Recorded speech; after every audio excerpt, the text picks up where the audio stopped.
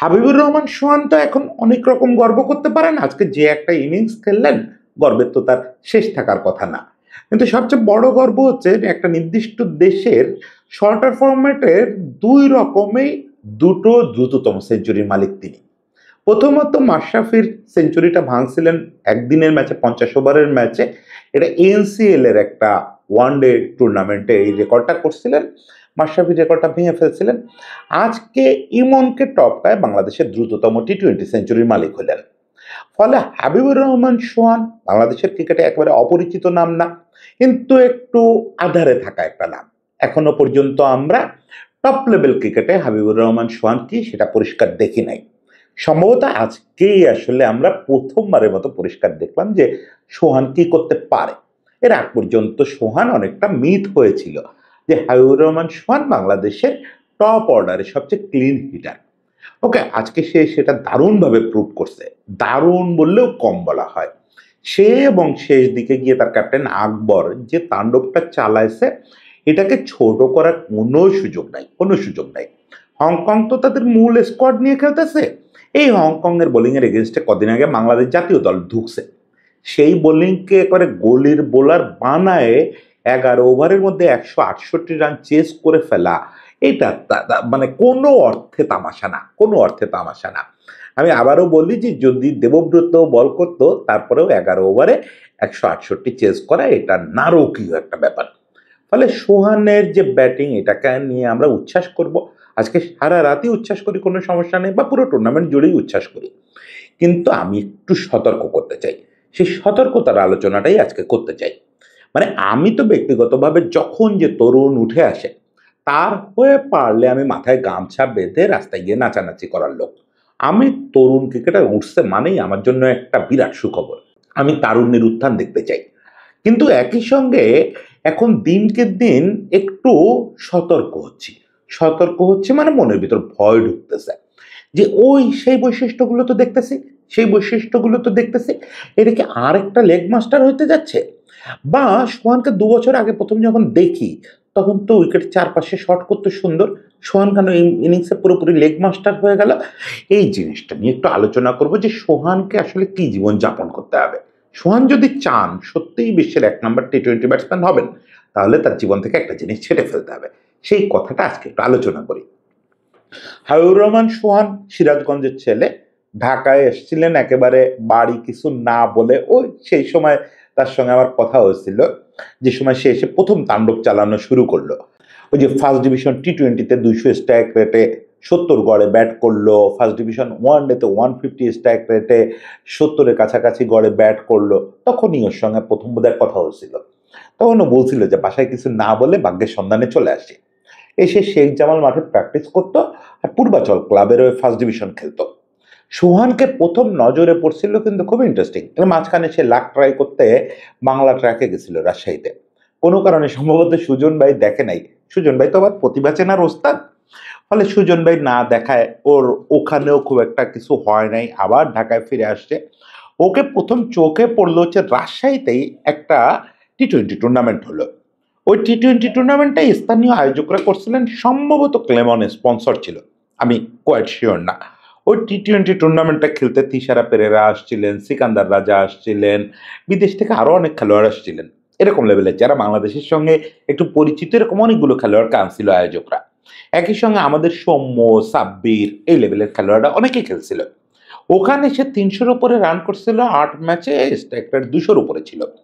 ওখানে দেখেই আসলে ওই টুর্নামেন্টটা আবার দেখতে চাচা মানে সুজন ভাই একদম শুরু থেকে মাঠে ছিল। ওখানে দেখার পরেই তারে আসলে একটু একটু করে ব্রেক দেওয়া শুরু হয়। সেই ব্রেকটা পর্যাপ্ত হয় নাই। প্রথম সিজনে খুলনা টাইটান্সের হয়ে বিপিএল এ কয়েকটা ম্যাচ খেলছে। পরের সিজনে এসে 8টা ম্যাচ পাইছে, খুব ভালো করতে পারেনি। গত সিজনে আবার ম্যাচ পায় নাই, ঢাকার হয়ে খেলছে, মাত্র বোধহয় 3টা ম্যাচ পাইছে। ফলে খুব ভালো কিছু করতেছিল না। এনসিএল টি-20-তে মোটামুটি ভালো করছে। সোহান একটা মিথের মতো হয়ে থাকতেছে। আমি সোহানের প্রথম ইনিংস দেখি সম্ভবত ঢাকা প্রিমিয়ার লিগে একটা, এবং ওই ইনিংসটা দেখে আমি একটা কথা আমার পরিচিত সার্কেলে বলছিলাম যে আমাদের টপ অর্ডারে প্রপার ক্রিকেটিং শট, উইকেটের চারপাশে প্রপার ক্রিকেটিং শট করা এবং এত সুন্দর ক্লিন হিট করা ব্যাটসম্যান এর আগে আমরা পাই নাই। খানিকটা মুনিম শাহরিয়ারে আমার মনে ধরছিল, কিন্তু সোহান ছিল সেখানে বিরল ব্যতিক্রম। এখান থেকে এক লাফে আপনি চলে আসেন আজকে ২০২৫ সালে এই যে এসিসি রাইজিং এশিয়া কাপ হচ্ছে। এখানে বাংলাদেশ এ দল পাঠাচ্ছে আকবরের নেতৃত্বে। এখানে সে একটা দানবীয় সেঞ্চুরি করল। সেঞ্চুরিটার গুরুত্ব কোনোভাবেই কম না। আবার বলি, গতকালকেই সূর্যবংশী একটা সেঞ্চুরি করছে। সেই সেঞ্চুরি করার পথে সূর্যবংশী ১৭ বলে 50 করছিল। আজকে আমাদের হাবিবুর রহমান সোহান সেটা ১৪ বলে করলো এবং আজকে বিশ্ব রেকর্ডেরও খুব কাছাকাছি ছিল। যখন সে ৮৮ রানে, তখন সম্ভবত ইকুয়েশনটা এরকম ছিল যে আর অল্প বলে সেঞ্চুরি করলেই বিশ্ব রেকর্ড হয়ে যাবে। সেটা হয় নাই, সে ওই সময় সে একটু স্লো ডাউন করছে। কিন্তু আমি ওই যে বললাম যে একটা ছেলেরে নিয়ে, এটা কিন্তু আমার সোহানকে নিয়ে দ্বিতীয় কন্টেন্ট, একটু প্রাউডলি বললাম। একেবারে শুরুর দিকে যখন কন্টেন্ট করা শুরু করি তখন সোহানকে নিয়ে একটা কন্টেন্ট করছিলাম, ফলে দ্বিতীয় কন্টেন্টে সমালোচনা করা যায়। প্রথম কন্টেন্টে একটু সৌজন্য দেখাতে হয়, এই কন্টেন্টে একটু সমালোচনা করি যে সোহান যে শর্টগুলো করলো এইগুলোকে আসলে আমাদেরকে খুব ভরসা দিল, খুব ভরসা দিল নাকি একটা ভয় ঢুকায় দিল মনের ভিতরে। আমি খুবই ভয় পেলাম। ওই যে বললাম যে ২ বছর আগে আমি সোহানকে উইকেটের চারপাশে শট করতে দেখছি এবং প্রপার শট করতে দেখছি। আজকে কি দেখলাম সিনারিওটা দেখেন। আজকে সোহান যতগুলো শট করছে তার মধ্যে শুধুমাত্র ২টো শট করছে কাভার থেকে, ২টো কাভার ড্রাইভ করছে। মানে ২টো বড় স্কোর ৪-৬ আসছে কাভার থেকে, আরেকটা ৪ আসছে এজ হয়ে স্কোয়ার থেকে বের হয়ে গেছে।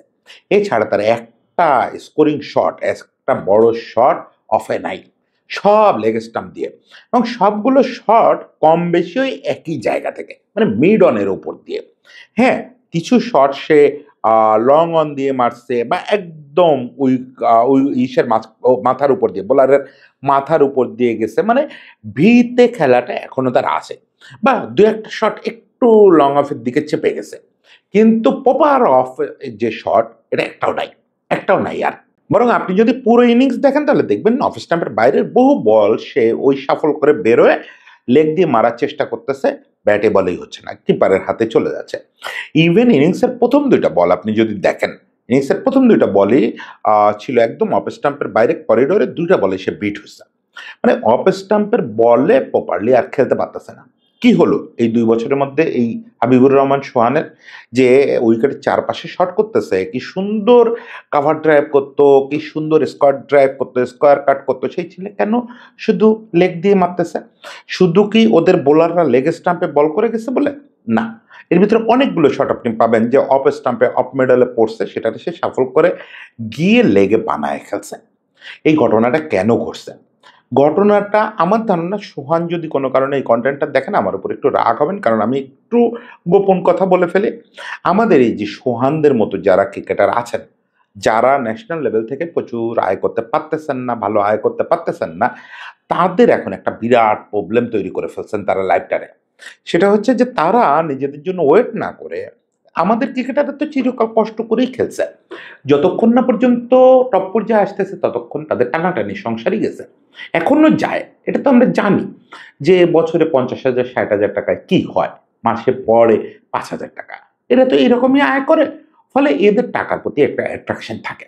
সেখানে আমাদের একটা বিপুল টাকা আন্ডারগ্রাউন্ড একটা জগৎ তৈরি হয়েছে, টেপ টেনিসের জগৎ। আপনারা জানেন যারা ফেসবুকে এগুলা ফলো করেন, ইভেন যার যার এলাকায় এসব টুর্নামেন্ট হয়, এই টেপ টেনিসের ২-৩ জন খেলোয়াড় আছে কিন্তু আমাদের এখানে সাকিব তামিমের চেয়ে জনপ্রিয়। কি যেন নাম, আমি ওনাদের নাম ভুলে গেছি। দে আর লিজেন্ডারি ক্রিকেটার। আমার কথা হচ্ছে যে টেপ টেনিসে ওনাদের আমি রেসপেক্ট করতে রাজি আছি।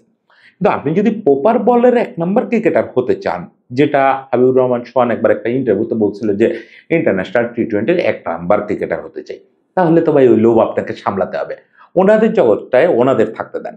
ওনাদের জগৎটায় ওনারা আছেন, ওনারা ওখানে লিজেন্ডারি ব্যাটসম্যান, ওটা ওনাদের মতো করে খেলতে দেন। আপনারা এই টাকার জন্য টেপ টেনিস খেলেন না। তাতে ক্ষতিটা কি হয় দেখেন, হাবিবুর রহমান সোহান উইকেটের চারপাশে খেলতো।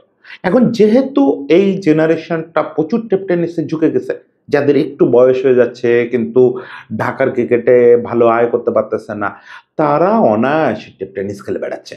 টেপ টেনিস খেলার ক্ষতিটা কোথায়? টেকনিক্যাল ক্ষতিটা যেখানে হয় সেটা হচ্ছে এরা যখন নামকরা খেলোয়াড়রা যখন ওই যে লোকাল টেপ টেনিস টুর্নামেন্ট খেলতে চায়, সেখানে এলবিডব্লিউ বলে আর কিছু নাই। আপনারা জানেন এলাকার ক্রিকেটে এলবিডব্লিউ প্রায় নাই।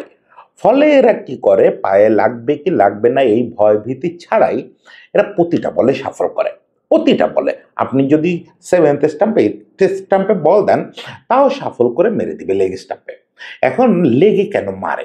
এটা হচ্ছে ন্যাচারাল একটা পাওয়ার এরা ইউজ করতে চায়। মানুষের যেহেতু লেগ দিয়ে মারলে আপনার আর্কটা অনেক বেশি ন্যাচারাল হয়, মানে অনেক লম্বা সুইং এ আপনি ব্যাটটা চালাইতে পারতেছেন।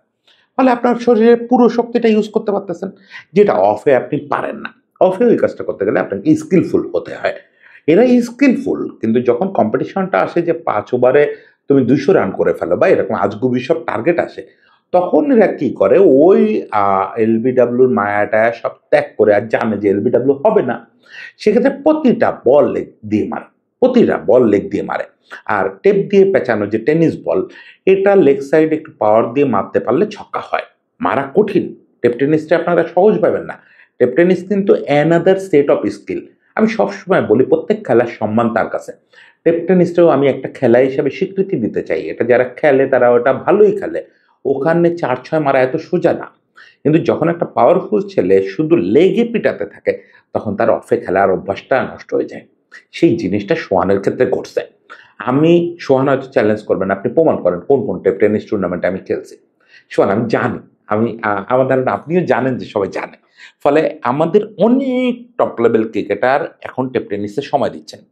এই জায়গাটায় শুধু সোহান না, সবাইকে একটু অনুরোধ করব যে দয়া করে এটা করেন না। টেপ টেনিসটাকে টেপ টেনিসের মতো থাকতে দেন। ওটা আলাদা খেলা, ওনাদের থাকতে দেন। আর যদি মনে করেন যে না, প্রপার বলের খেলা, এই ক্রিকেট বলের খেলা আপনারা ত্যাগ করতে চান, এই বলে আপনারা ভবিষ্যৎ দেখেন না, তাহলে খেলেন, তাহলে কোনো সমস্যা নেই। কিন্তু যদি আপনাদের ইন্টারন্যাশনাল কোনো অ্যাম্বিশন থাকে, তাহলে দয়া করে এটা খেলেন না। আপনাদের স্কিল সেট শেষ হয়ে যাচ্ছে। এই যে ২ বছরের ব্যবধানে একটা ছেলে উইকেটের চারপাশে খেলা থেকে শুরু করে লেগ সাইডেড হয়ে গেল। এটার কারণ শুধু টেপ টেনিস খেলা। তাকে অনতিবিলম্বে যদি সে তার এই ফর্মটাকে প্রপার ইন্টারন্যাশনাল ক্রিকেটে অনুবাদ করতে চায়, এই ২ দিন পরে বিপিএল আসতেছে। বিপিএল এ যদি অনুবাদ করতে চায়, তাকে অনতিবিলম্বে এই টেপ টেনিসের অভ্যাস থেকে বের হয়ে আসতে হবে। ক্রিকেট বলে তার যে পুরনো শটগুলো সেগুলো মনে করতে হবে। সেগুলোকে ফিরে আনতে হবে। সেজন্য কোচের হেল্প নিতে হলে তাই হবে। আর প্রয়োজনে আপনার স্ট্রাইক রেট ফল করবে। তারপরেও আপনি ওইসব শট ভুলে যান। ওই টেপ টেনিসের অভ্যস্ততা ভুলে যান। আমি আর একটা স্টোরি ২-১ দিনের মধ্যে করতে চাই যে আমাদের এই হাবিবুর রহমান সোহানরা না হয় টেপ টেনিস খেলতে গিয়ে লেগ সাইডেড হয়ে যাচ্ছে। তাহলে আমাদের নুরুল হাসান সোহান, জাকের আলী থেকে শুরু করে আমাদের তো ন্যাশনাল টিমটাই এখন লেগ সাইডেড হয়ে যাচ্ছে। মানে সবাই বামপন্থী হয়ে যাচ্ছে। এই যে বামপন্থীদের উত্থানটা কেন হচ্ছে? এটা স্কিলের কোন সমস্যাটার কারণে হচ্ছে, কি প্র্যাকটিসের সমস্যার কারণে হচ্ছে, কি মাইন্ডসেটের সমস্যার কারণে হচ্ছে, এটা একটু একটা কনটেন্ট করব। তার আগে বলি, সোহানের মতো যারা টেপ টেনিস নিয়ে ভাবতেছেন তারা ভাবেন না। আপনাদের হিউজ পটেনশিয়াল আছে। এই যে মুনিম ছিল, ছেলেটা আ প্রথাগত ক্রিকেট থেকে একরকম হারায়ে গেছে। তারপরে আপনি আছেন, এখনো হারান নাই। আপনার এখনো দারুণ চান্স আছে। দারুণ চান্স আছে সত্যি, সত্যি ১ নাম্বার হওয়ার। সেটা তো আজকে আপনি দেখালেনই। কি মোটামুটি ভালো বোলারদের এগেইনস্টে কি ঝড়টা তুললেন। শুধু আপনি দেখেন আপনার ক্যাপ্টেন কিন্তু সেটা করে নাই। ক্যাপ্টেন কিন্তু যে ৫ টা ছক্কা মারছে তার ভেতরে ২ টো ঠিকই অফ দিয়ে মেরে দিছে। ওইটার জন্য আপনার ক্যাপ্টেন আর আপনার ভিতরে ডিফারেন্স তৈরি হবে। এই জিনিসটা হইতে দিয়েন না। আপনি সত্যিই ১ নাম্বারের পথে হাঁটেন, শুধু সোহান না, বাকি যারা টেপ টেনিস নিয়ে ব্যস্ত অথচ ইন্টারন্যাশনাল ক্রিকেটও ভাবতে চান, তারা সবাই টেপ টেনিস ছাড়েন। এটা আমার পার্সোনাল রিকোয়েস্ট থাকলো আপনাদের প্রতি। নতুবা আমরা ওই যে আমাদের বামপন্থী উত্থান, এই জিনিসটা দেখতেই থাকবো, দেখতেই থাকবো। সবাই ভালো থাকবেন। হাবিবুর রহমান সোহান, আমি ক্ষমা চাচ্ছি এই এমন দিনে সমালোচনা করার জন্য। তারপরেও আপনার জন্য অনেক শুভকামনা, অনেক শুভকামনা। ভালো থাকবেন।